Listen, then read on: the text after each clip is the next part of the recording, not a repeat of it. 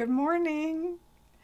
Welcome to the final days before we celebrate the birth of Christ again, as we gather with family and friends. And I hope that you just have a wonderful, wonderful gathering with precious ones around you. I want to read to you today The Tallest Tree in the World. It's again from The Wonder of Christmas, Derek Johnson. And just loving these stories. I hope you are too. So, the tallest tree in the world. Once upon a hill, 3 trees were standing tall, dreaming what they'd like to be if trees can dream at all. One tree longed for palaces, another treasures rare. The third tree chose to stand forever, pointing men to God. More than anything, the first tree wanted to be part of a beautiful palace where one day a great king would dwell. The second chose to be made into a large seaworthy ship, sailing all the oceans of the world with great treasure. The third tree wanted to stay right where he was. He dreamt of growing so high that whenever men saw him, he would cause their eyes to look to heaven, and then they'd think of God. He wanted to be the tallest tree in the world. Those trees shared their dreams for years. Don't you know it was a happy day for the first tree when the axe cut him down and he was carried into town? But he wasn't made into a palace. Instead, he became a feed box for cattle and was thrown into a barnyard. His dreams were gone. No king would ever see him now.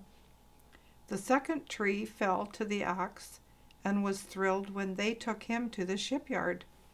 But oh, the disappointment. No beautiful ship to sail the oceans of the world would he become. Instead, rough hands fashioned him into a fishing boat. No treasure here, just failure and loneliness. The third tree tried to stop the woodsman, but the man wouldn't hear. He chopped the tree, cut him in two, and tossed him in back of the carpenter's shop to be forgotten. All he ever wanted to be was the tallest tree in the world. Then one day God's love touched the little feed box, and that first tree got his wish. He housed a king the night that Mary laid her baby in the manger. The second tree, the lonely, smelly fishing boat, his day came when a man was walking by the seashore. The crowds were so great, they were pushing him into the boat, into the water. A fisherman spoke up, "Master, use my boat for a pulpit. You'll be safe here." Jesus stepped into the boat, and the tree knew he was carrying the greatest treasure the world had ever known. The third tree hated it when they took him and his 2 pieces and crossed them. He cried when they nailed that man to him and lifted him up. All he had ever wanted to do was grow tall and point men to God.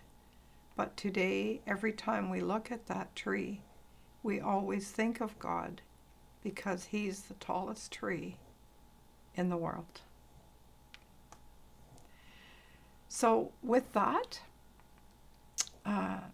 it's a sad reminder that hard things come in our life. Jesus died. He gave his life up for us, a sacrifice that we might have life and have it eternally with him. So when we go through hard things, we know that we need to have that nevertheless faith that will always, always be an anchor, just like that fishing boat needed an anchor for Jesus to stop it and be able to preach. And he had an anchor, but he was also an anchor and is an anchor to us in our lives. So God bless you and Merry Christmas. Talk to you tomorrow.